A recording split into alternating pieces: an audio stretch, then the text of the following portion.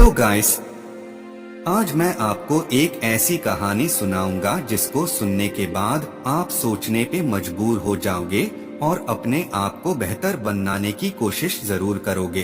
तो चलिए कहानी की शुरुआत करते हैं।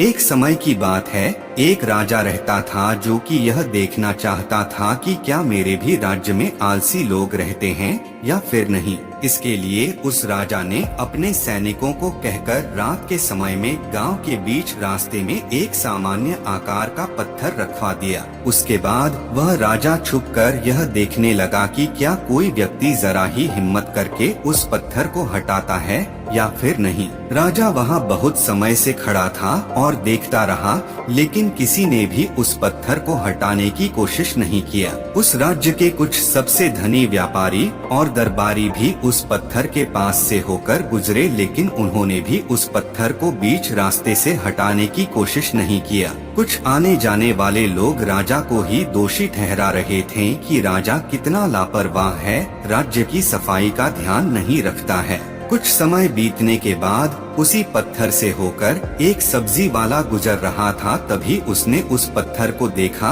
और उसे वहां से हटाने का निर्णय भी लिया।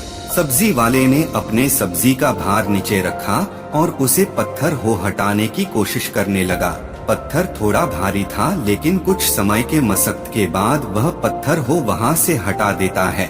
पत्थर हटाते समय उसे पत्थर के नीचे एक पोटली मिलता है जिसमें कई सारे सोने के सिक्के होते हैं और राजा द्वारा लिखा गया एक पर्ची होता है जिसमें यह लिखा हुआ था कि यह पोटली उसके लिए है जो इस पत्थर को रास्ते से हटाएगा। सब्जी वाला समझ जाता है कि यह उसके मेहनत का फल है, लेकिन बाकियों को वह पोटली इसलिए नहीं मिला क्योंकि वे लोग आलसी थे और जरा भी कष्ट सहना नहीं चाहते थे। उसी प्रकार आपको भी अपने सही लक्ष्य की प्राप्ति के लिए आलस को त्यागना होगा।